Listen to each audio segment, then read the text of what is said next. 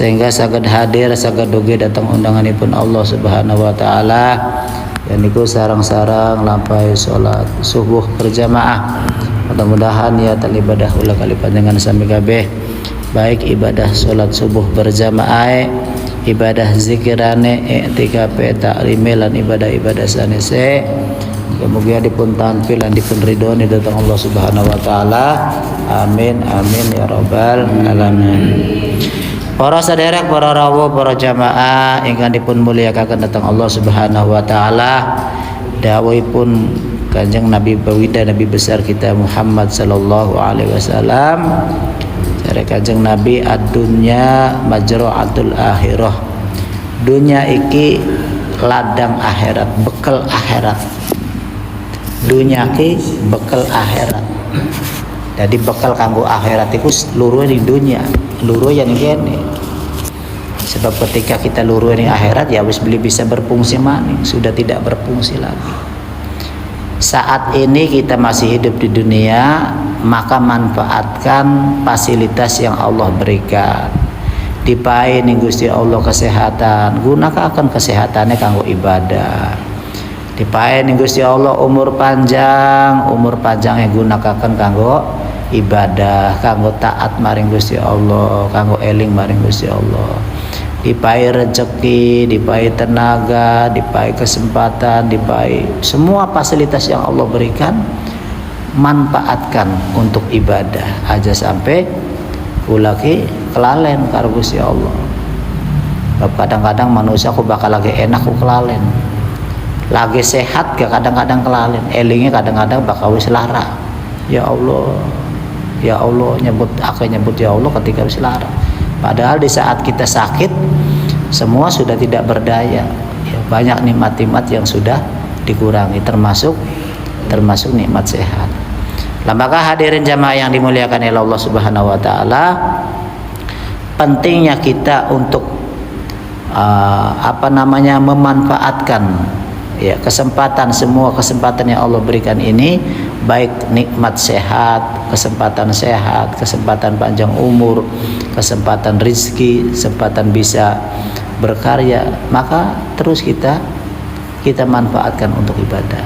Nah, maka dunia yang kita tempati ini, dunia ki jare Kanjeng Nabi, dunia ki ladang akhirat, bekal kanggo sangu akhirat. Bekal kanggo akhirat bagi mereka yang paham, yang mengerti dan yang sadar. Sebab kalau tidak sadar bakal beli eling ya boro-boro manfaatkan kanggo bekal kanggo akhirat, sing ana ya apa gebrage bae. Yang ada malah justru dia lalai. Nah, maka akhirat ini karena tidak kelihatan, maka kita selaku umat muslim untuk saling mengingatkan, untuk saling ngeling-ngelingaken, saling mengingatkan supaya kita ini jangan sampai ada penyesalan di kemudian hari akibat kita lalai, akibat kita lupa, akibat kita banyak tergiur oleh godaan-godaan dunia. Maka hadirin jamaah yang dimuliakan oleh Allah Subhanahu wa taala. Ya.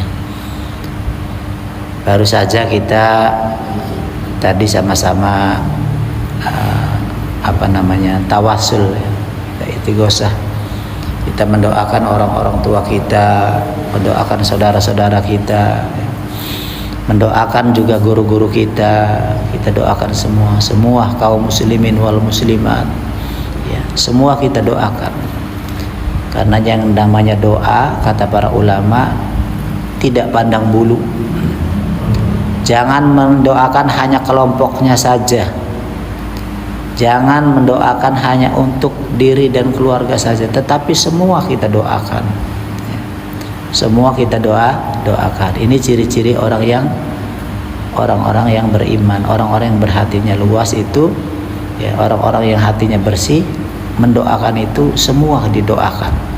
Semua makhluk Allah, baik yang kelihatan maupun yang tidak kelihatan, kita doakan.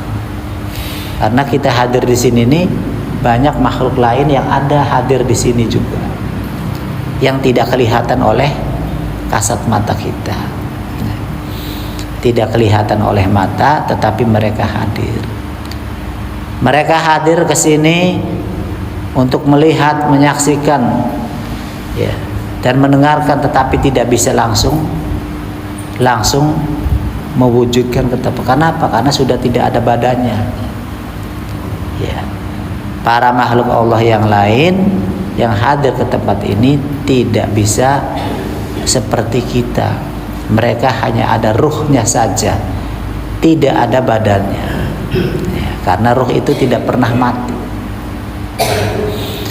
Mereka melihat anak-anak cucu kita, melihat kita semua, menyaksikan kita semua. Bahkan mereka ya, ingin sekali andaikan diberikan kesempatan oleh Allah Subhanahu wa taala untuk memiliki tubuh lagi. Untuk memiliki tubuh lagi ya, sehingga bisa kumpul bebarengan ya.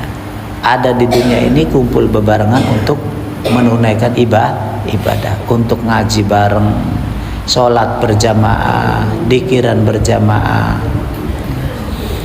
Kenapa? Karena ngiri. Karena mereka mengiri pada kita yang masih diberikan kesempatan oleh Allah, kemudian dimanfaatkan kesempatan untuk ibadah, maka mereka iri, mereka bangga, mereka senang melihat keluarganya, saudara-saudaranya yang memanfaatkan kesempatan yang Allah berikan, diberikan tubuh, diberikan ruh, dimanfaatkan untuk ibadah. Mereka yang sudah tidak ada badannya hanya bisa mencibir saja. Mereka menyayangkan dan menyesali saudara-saudara kita, keluarganya yang diberikan oleh Allah Subhanahu wa taala tubuh. Ya, tetapi tubuhnya ini diberikan badannya ini tidak bisa dimanfaatkan untuk ibadah kepada Allah Subhanahu wa taala. Mereka sangat menyayangkan, mencibir. Oh, mencibirku apa mencibirku? Ya. Mereka mencibir, sayang teman, kamu diberi kesempatan oleh Allah, diberikan tubuh oleh Allah, diberikan kesehatan oleh Allah, diberikan fasilitas oleh Allah, ya, tetapi tidak dimanfaatkan untuk ibadah kepada Allah Subhanahu wa taala. Ya. Maka mereka mengiri. Mereka ngiri, sayang kami sudah tidak punya raga lagi. Sayang kami sudah tidak punya tubuh lagi. Sayang kami tidak punya jasad lagi. Andaikan mereka punya jasad, punya tubuh, ya, ya, sebagaimana dulu waktu hidup di dunia, maka mereka akan taat pada Allah Subhanahu wa taala.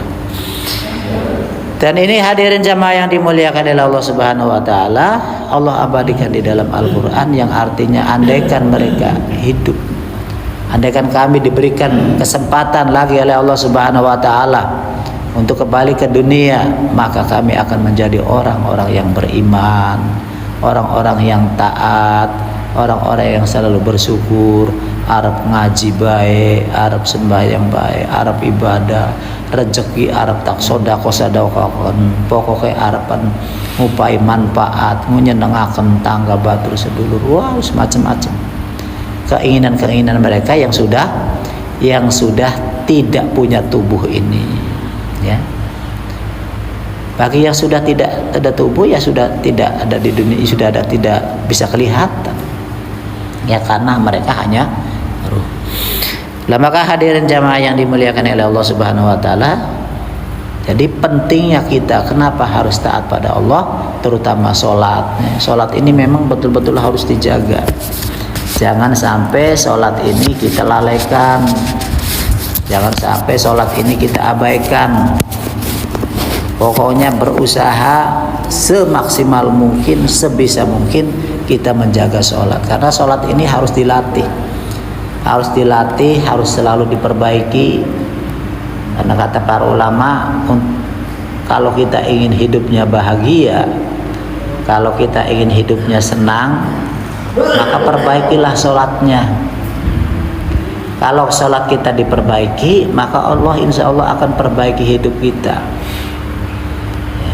Allah akan perbaiki hidup kita. Nah, ini ada salah satu cerita di mana pada waktu kehidupan di zaman Rasulullah Shallallahu Alaihi Wasallam ada salah seorang pemuda. Pemuda ini ya, bergegas mengadu ke Rasulullah, menangis, ya Rasulullah, ya, tolong kami. Kata Rasulullah, kenapa? Orang tua saya meninggal ya Rasul. Orang tua saya meninggal, ya, tidak ada yang mengkafani, tidak ada yang menyolati, tidak ada yang ngurusi, tidak ada yang mandikan.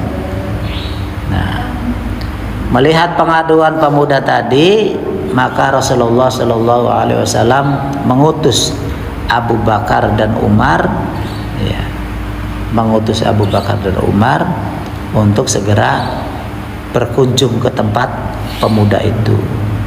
Ya. Begitu sesampainya di sana, melihat orang tuanya yang sudah terjubur kaku, nah, maka kaget. Oh, Abu Bakar sama Umar ini kaget. Begitu dilihat ternyata jadi seekor babi hitam. Jadi babi hitam. Akhirnya kaget. Masya Allah, kenapa bapak kamu jadi begini? Gak tahu, tiba-tiba seperti itu, kata pemuda tadi.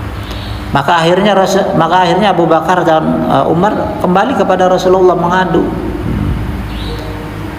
kepada Rasulullah, ya Rasul, saya bingung bagaimana mau mencolatinya, bagaimana mau memandikan, mengurusi jenazahnya, sedangkan jenazahnya itu menjadi seekor babi hitam. Nah, akhirnya Rasulullah berangkat menuju tempat itu, ya, ke tempat pemuda tadi. Kemudian sesampainya di sana didoakan oleh Rasulullah Shallallahu Alaihi Wasallam dan akhirnya kembali menjadi manusia lagi, tidak menjadi berbentuk babi. Akhirnya kembali menjadi manusia lagi.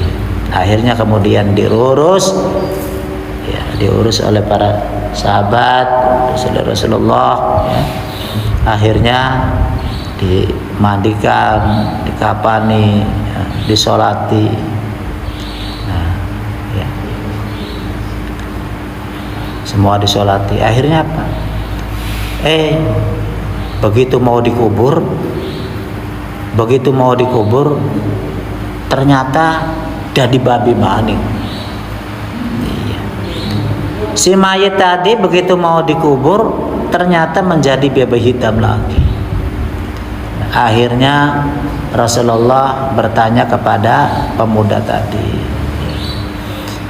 Kata Rasulullah, "Nang, apa yang dilakukan oleh bapakmu selama hidup di dunia? Kenapa kok jadi begini?"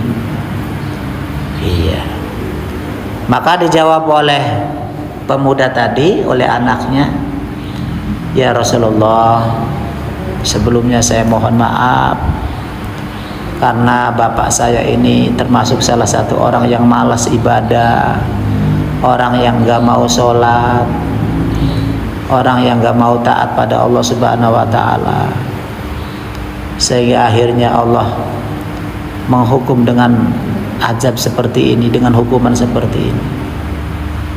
Nah, maka kemudian akhirnya Rasulullah menyampaikan kepada para sahabat-sahabatnya, "Ya sahabat-sahabatku semuanya, ketahuilah, inilah salah satu contoh dari umatku nanti, ya, yang ketika meninggalkan sholat, beli gelem taat karo Gusti Allah, beli gelem eling karo Gusti Allah, beli gelem sembayang, maka seperti inilah kejadiannya." Nah, mendengarkan dari apa yang disampaikan oleh Rasulullah, ya, pada para sahabat-sahabatnya, maka pentingnya kita, ya, untuk tetap menjaga sholat sampai akhir hayat hidup kita. Jangan sampai kita memperturuti kemalasan, memperturuti bliki yang baik, memperturuti hawa nafsu, memperturuti malas baik, sehingga akhirnya kita terus bergerak, umur terus berjalan, usia terus berjalan, waktu terus berjalan, akhirnya kita sampai tua, sampai pulang ke negeri akhirat dalam keadaan belum sholat. Jangan sampai kita seperti itu ya. Jangan sampai kita pulang ke negeri akhirat dalam keadaan durung sembayang aja, durung eling karo Gusti Allah.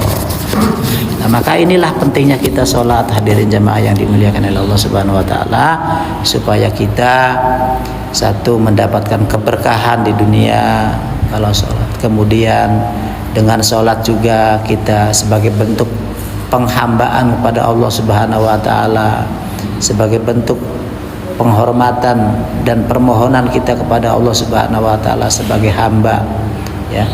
Kata Allah ketika kita minta sesuatu, wasta'inu bisabri wassalah, jaluk tulung asira kabeh Gusti Allah kelawan sabar lan salat. Nah, maka hadirin jamaah yang dimuliakan oleh Allah Subhanahu wa taala, nah, jadi kisah tadi ini bisa memotivasi kita, bisa sebagai iktibar kita, bisa menjadi contoh bagi kita agar kita menjalani kehidupan di dunia ini yang Allah berikan ini, kita manfaatkan. Waktu sehat-sehatnya kita manfaatkan, diberikan umur panjangnya kita manfaatkan untuk taat pada Allah Subhanahu wa taala. Jangan sampai kita menyesal di kemudian hari akibat kita lalai, akibat kita banyak mengindahkan waktu, banyak menunda-nunda waktu, sehingga kita pulang ke negeri akhirat dalam keadaan belum taat pada Allah Subhanahu wa taala. Ini ada salah satu cerita lagi ya, yang kita ambil dari kitab Durratun Nasihin ya. Salah satu cerita barangkali ini iktibar, contoh bagi kita semua, di mana pada pemerintahan masa Abu Bakar ya, Abu Bakar Siddiq, pemerintahan Abu Bakar Siddiq radhiyallahu an, di mana ada salah satu mayit yang disolati ya. Lagi pemerintahan Abu Bakar Siddiq, para sahabat ya, mensolati mayit. Nah, tiba-tiba mayit yang disolati ini bergerak-gerak, ternyata dimakan oleh ular. Dimakan oleh ular. Wong arepan disembayangi dipangani ular, digrogotin ular. Rembulan eta kasih ngendi, ujug-ujug ketemu anak niku. Nah, akhirnya apa? Akhirnya para sahabat semua kaget dan hampir mau dibunuh. Ular tadi mau dibunuh. Ya. Nah, saat ular mau dibunuh tadi, akhirnya ular tadi mengucapkan kalimat La ilaha illallah. Kata si ular tadi, Tuhan, kami kesini diperintahkan oleh Allah Subhanahu wa taala untuk memakan si mayit ini, makan jasad si mayit. Akhirnya para sahabat itu bertanya, kenapa kamu makan ini? Kenapa kamu makan si mayit ini? Kenapa kamu grogoti si mayit ini? Akhirnya dia jawab oleh ular tadi ya. Pertama, si Fulan bin Fulan ini waktu hidup di dunianya, saat azan dikumandangkan, diadani, dikentongi, sampai pujian, sampai komat maning, ora iya ora publik gelem teka, tidak pernah datang ketika azan dikumandangkan. Maka atas perintah Allah, kata ular tadi, saya suruh makan jasadnya. Kemudian yang kedua, dia diberikan oleh Allah Subhanahu wa taala rizki, berkecukupan, cukup candang pangan, malah lebih, bisa berbagi dan seharusnya mengeluarkan zakat. Tetapi zakatnya ini tidak pernah diberikan, tidak pernah sodako, enak dewek baik, senang dewek baik, tidak pernah berbagi dengan saudara-saudara yang lain, kata ular tadi. Kemudian yang ketiga, para sahabat, kenapa saya diperintahkan oleh Allah Subhanahu wa taala untuk memakan si mayit ini? Kata si ular tadi, yang ketiga, dia tidak mau mendengar nasihat-nasihat kiai, nasihat-nasihat ulama, tidak pernah mendengar segala sesuatu yang disampaikan di dalam Al-Quran, di dalam hadis. Pokoknya dia mengindahkan, dia tidak mau sama sekali, dia ogah sama sekali. Akhirnya Allah mengutus saya, kata ular tadi, untuk datang dan memakan jasad si mayit ini sebagai contoh, sebagai iktibar, sebagai sesuatu dijadikan pengalaman untuk umat, ya, agar senantiasa taat pada Allah Subhanahu wa taala dan jangan mengabaikan sholat. Jangan mengabaikan sholat. Ini cerita saya ambil dari kitab Durratun Nasihin. Mudah-mudahan ini sebagai penyemangat kita, sebagai motivasi kita, sebagai pekeling kita untuk senantiasa taat pada Allah Subhanahu wa taala. Demikian kajian subuh pada pagi hari ini, mudah-mudahan ada manfaatnya, wabil khusus untuk diri saya sendiri dan umumnya untuk para jamaah, untuk sama-sama kita belajar, sama-sama kita meningkatkan kualitas iman dan takwa kita kepada Allah Subhanahu wa taala. Wala tutup kalawan kafaratul majlis. Subhanallah wa bihamdihi, subhanallahumma bihamdik, asyhadu an la ilaha illa anta, astaghfiruka wa atubu ilaik. Nyuwun agung pangapunten. Assalamualaikum warahmatullahi wabarakatuh.